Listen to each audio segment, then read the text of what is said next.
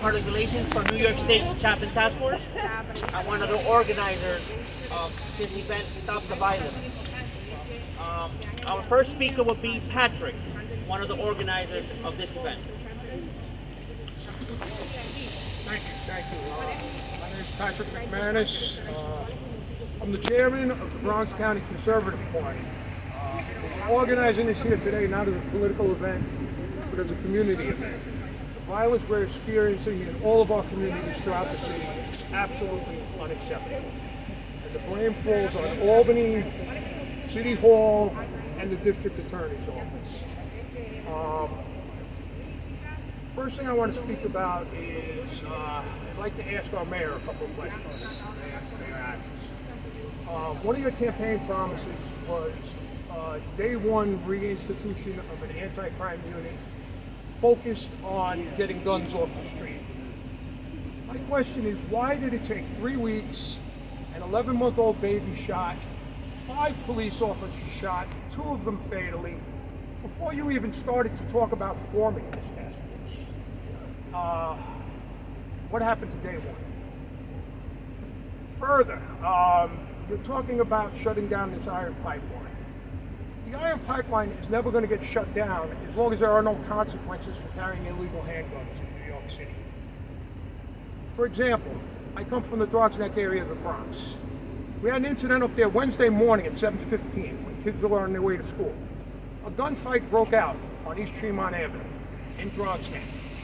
There was an underground nightclub. ESU went in and scouted 15 individuals with illegal handguns at this club at 7:30 in the morning on a Wednesday morning.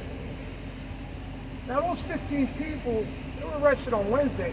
They were back on the street buying another gun by Thursday. So how do you expect the iron pipeline to shut down if you're making it so profitable? Also, your vision for this new anti-gun task force. Officers in a modified NYPD uniform in some kind of marked vehicles. I want to know how that's going to be effective at catching people with guns. And more importantly, I want to know how it's going to be safe for the police officers that volunteer for this unit.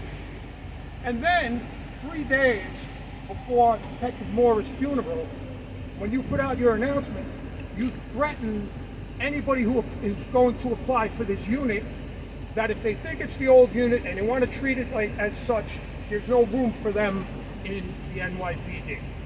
How is this going to solve our violence problem? I'd like to move on to Alvin Bragg. As many of you know, we were out here last week. We had a rally. Alvin Bragg's chief of staff contacted us during the rally. They asked us for a meeting. We agreed to have a meeting on last Thursday night. Thursday afternoon, we were contacted by his chief of staff asking for a postponement in light of the fact of Officer Rivera's wake and funeral. We agreed to this, and there was some concerns that it would be used against them. We discussed it. I was a gentleman. I let the media know on Thursday. We made a mutual decision. However, Jacob Stockbridge, he's chief of staff. I spoke with him. I said, well, before we move ahead, I want a date when we're rescheduling. He told me he was out getting lunch. He'd call me when he got back to the office. I never heard back from Jacob. I sent him an email on Thursday night outlining our phone conversation, asking to reschedule as soon as possible. I still have not received a response. And that's why we're back out here today.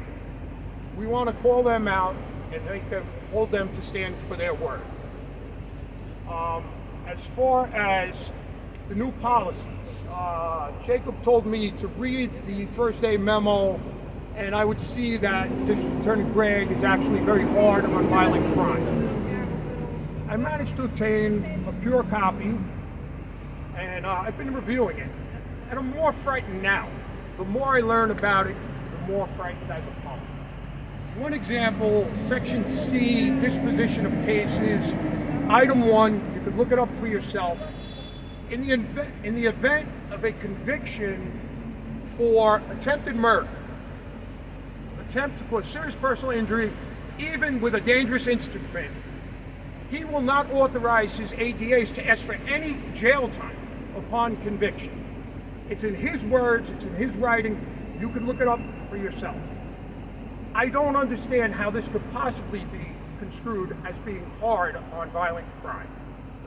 He needs to be removed from office, resign, or withdraw his policies. He's corrupting the office of the district attorney by imposing his personal ideology into the office. And we need to come together, all New Yorkers from everywhere, and call for him to be removed.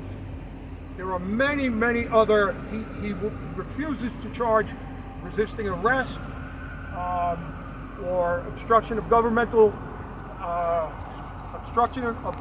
administration unless the perpetrator uses significant physical force against a police officer. How can we survive in a society like this? If you're telling the criminals they can assault police officers, what are they going to do to us? We don't stand a chance with Alvin Bragg in office. So I thank you all for coming out here today, and I'm going to turn it back to Alejandro. Who's coming up next? Kevin. Kevin, please. How's everybody doing today? Thanks for coming out. My name's Kevin Pasmino. I'm a resident of Bronx, New York, Riverdale. I'm also running for a state assembly in 81st District. I know we want to keep this as apolitical as possible, but I mean, in my opinion, all I can do is be myself. So, in my opinion, the rhetoric from the left, with basically claiming victimhood and praising victimhood and upholding victimhood as opposed to empowerment, constantly saying that the system is racist, that the highways are racist. This fear factor, constantly always trying to divide the public, has got to stop. We have to start supporting our police departments. We have to stop claiming that everything is based on identity politics. We have to just cut that shit out. Sorry for my language, but like I said, I have to only be myself. We need to cut that out and bring everything back to center. Okay? The problem right now is we're not supporting our police departments. We're not supporting our DAs. Or we have DAs that do not want to do their job.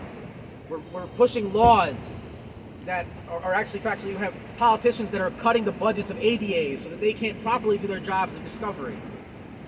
We're handicapping our judges by not allowing them to do their own personal discretion depending on what the job is. But the problem with the left, the radical left at this point, and it comes from the top, is that we're not even securing our borders. The rat lines that cross our borders, that the cartels and the organized crime use to smuggle illegal drugs, illegal immigrants, illegal weapons into this country doesn't end at the border. They continue on into our towns and our cities. Okay?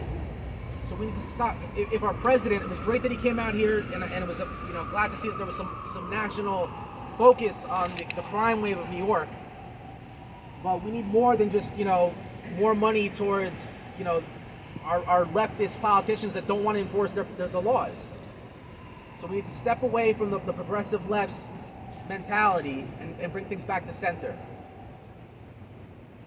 And we're basically, November is too far away. So our residents need to start speaking up now, constantly emailing. And the thing is that the bottom line is we are reaching out to Bragg via email, via phone, via social media. And not just Bragg, but all the leftist politicians that basically just don't want to do anything about, just basically are soft on crime. That's the only way you can really describe it.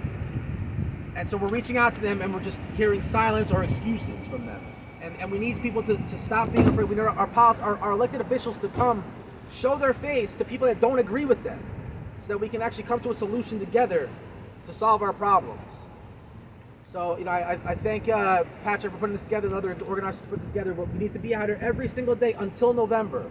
And if that means starting to switch your registration from Democrat to Republican, or to conservative, or to working families, whatever it is, but send a message, constantly emailing, calling, and letting people know that we're tired with what's going on. We want change, and if it's not going to change, we are going to make a change in November.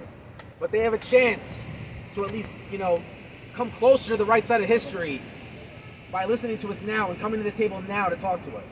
Thank you.